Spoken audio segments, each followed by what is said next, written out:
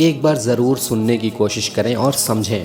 جب موت آئے گی تو یقین جانیں کہ کچھ بھی کام نہ آئے گا۔ آپ کے دنیا سے جانے پر کسی کو کوئی فرق نہیں پڑے گا اور اس دنیا کے سب کام کاج جاری رہیں گے۔ آپ کی ذمہ داریاں کوئی اور لے لے گا، آپ کا مال وارثوں کی طرف چلا جائے گا اور آپ کو اس مال کا حساب دینا ہوگا۔ موت کے وقت سب سے پہلی چیز جو آپ سے چلی جائے گی وہ آپ کا نام ہوگا۔ لوگ کہیں گے کہ ڈیڈ باڈی کہاں ہے؟ جب وہ جنازہ پڑھنا چاہیں گے تو کہیں گے کہ جنازہ لائیں۔ جب دفن کرنا شروع کریں گے تو کہیں گے کہ میت کو قریب کر دیں۔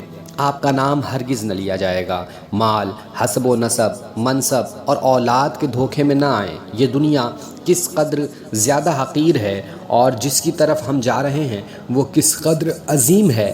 آپ پر غم کرنے والوں کی 3 اقسام ہوں گی۔ جو لوگ آپ کو سرسری طور پر جانتے ہیں وہ کہیں گے ہائے مسکین، اللہ اس پر رحم کرے۔ آپ کے دوسرے چند گھڑیاں یا چند دن غم کریں گے، پھر وہ اپنی باتوں اور ہنسی مذاق کی طرف لوٹ جائیں گے۔ آپ کے گھر کے افراد کا غم گہرا ہوگا، وہ کچھ ہفتے، کچھ مہینے یا 1 سال تک غم کریں گے اور اس کے بعد وہ آپ کو یادداشتوں کی ٹوکری میں ڈال دیں گے۔ لوگوں کے درمیان آپ کی کہانی کا اختتام ہو جائے گا اور آپ کی حقیقی کہانی شروع ہو جائے گی اور وہ آخرت ہے۔ آپ سے زائل ہو جائے گا آپ کا حسن، مال، صحت، اولاد۔ آپ اپنے مکانوں اور محلات سے دور ہو جائیں گے۔ شوہر بیوی سے اور بیوی شوہر سے جدا ہو جائے گی۔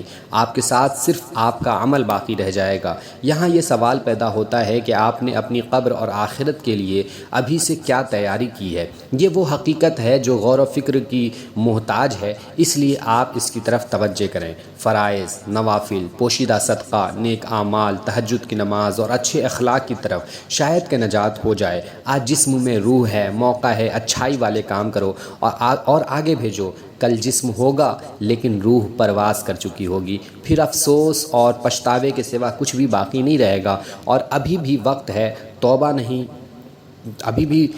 ہے، توبہ کر لو اور باقی زندگی رب کی رضا اور خوشنودی حاصل کرنے والے کام کرو۔